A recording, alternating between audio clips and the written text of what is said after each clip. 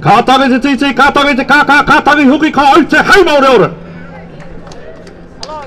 Kia ora koutou, kia ora katoa. It is my absolute pleasure to be the last speaker, and thank you so much for your patience, your willingness to stand the great sun's heat. Beautiful.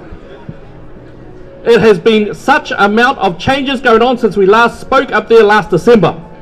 Last December when we spoke about sovereignty, we spoke about the UN Migration Pact being signed and it being snuck under our very noses.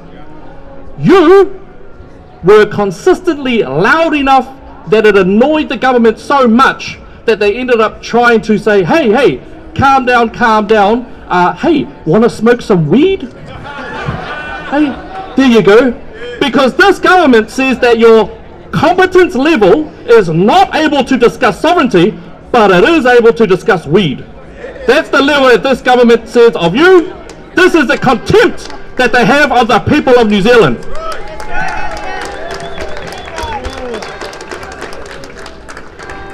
Being ground for my glasses. And when that didn't work, what did they do? They just strayed it out. Oh yeah, we're discussing it. Don't worry. Oh, we turned up at that meeting, but no problem. We're just going to discuss it. And on the last hour of the last day of Parliament, Winston Peters, the leader of New Zealand last, NZF, decided to say, hey, oh, by the way, we signed it. He, bye-bye.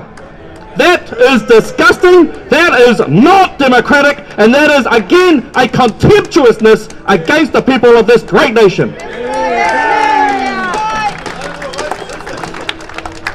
And over the holidays, all of them went off for holiday. You didn't.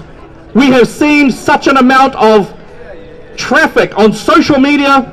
We have seen the words coming up, bringing it up, making sure that people don't forget it. Because this government really hoped that you eating food on Christmas Day was going to make us forget it. Well, no, it was never going to.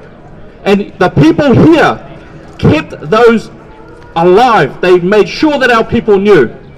And what was the first action that the government did?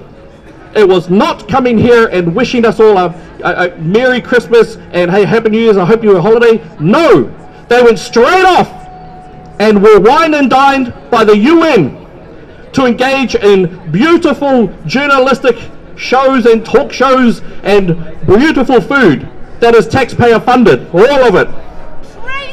That is what we are looking at. They didn't stay here. The first week, they did not come and pay attention to us, their people. They paid attention to their other people first. That is actually the government that we are looking at today. And that also comes to the next action. The UN Migration Pact. Such an insidious document indeed.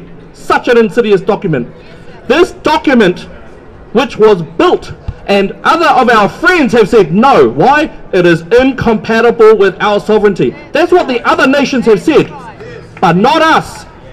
We said, hey, no worries, it's non-binding. Oh, we promised to make it binding, but it's not actually binding. That is a disgraceful semantic loophole that they are getting through. They will make it binding, it is binding, and that was confirmed by Angela Merkel speaking to her parliament as well. It is binding. We must note that. Let me see a show of hands. Who here is a PR or is a new citizen or someone who immigrated? How many immigrants do we have here? Oh, wonderful, wonderful. Yay, my wife. And my wife is an immigrant too. My Palangi family came over nearly 200 years ago as immigrants. My Niuean family came over as immigrants. We all are immigrants. And how difficult was it to get in? So hard. I've got to print out this form, I've got to get it to this justice of the peace, I've got to get this filled out, I've got to pay this money. Tears, fear, struggle. And why? Because New Zealand is worth it. New Zealand is worth it. If this migration pact is signed, we stand to be one of the top 3 countries which will have an influx of anyone. And that, by its very nature, lessens the value of New Zealand.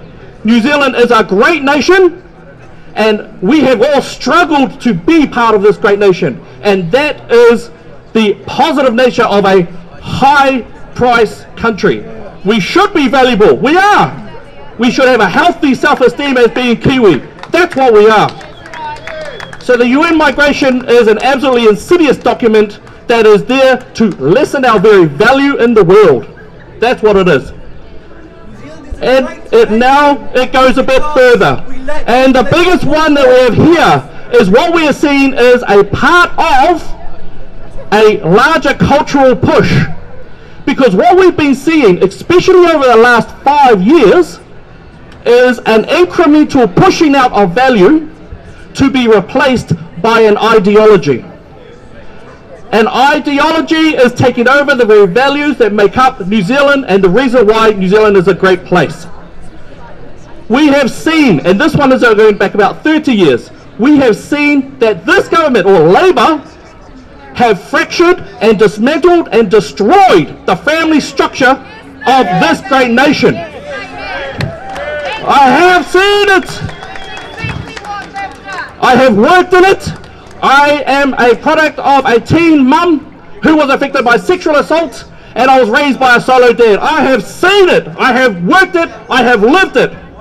This government seeks to destroy the very family that we hold as a value. Mum, dad, and children. That's how it is. We also have, again in the last few years, we have an insidious taxpayer-funded education system, sexual health called Mates and Dates program. That system basically states that your child is not a boy or a girl, but is on some whimsical sliding spectrum. We now have a government, you pay, you fund an aspect which has it that they are not going after you anymore because you're too old, you're too stuck in your ways, you're too strong, you're too able to hold it. Instead, they're going for your kids. The Mates and Dates programs, one of our team, Jared Luke, has been able to source and find the internal documents in that Mates and Dates. We are going to be releasing it next week over a 4-part series. Read it. So the very value of gender, the two genders that there are, the very value is being replaced with an ideology. We have been seeing the replacement and the attacks on our churches, and we've even seen the rates being increased up to thousands of times. We are seeing the very democracy, the very conscience, our families, our very children's ideas being taken away and replaced by a vicious ideology. And we know what this ideology is, don't we? It is an ideology that has at its core the most murderous legacy in the history of mankind. 100 million dead men, women, children, families. It has never worked, ever. And what we need to do is to stamp out this vicious ideology that occurs. We have a line to cross. We have a line, and this line that we have now, brothers and sisters, we are now at the front line. The front line is no longer in a war-torn nation. It's no longer in the United States of America where we can laugh it off. It is here. It is here. And we must stand together and fight against it.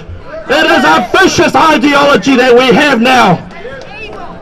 We are of value. It is time to stand for value and get rid of ideology. It is time to defend our families and get rid of this viciousness that is attacking our children. We must stand together because the front line that was not made by us. It was made by the sacrifices of our fathers yesterday.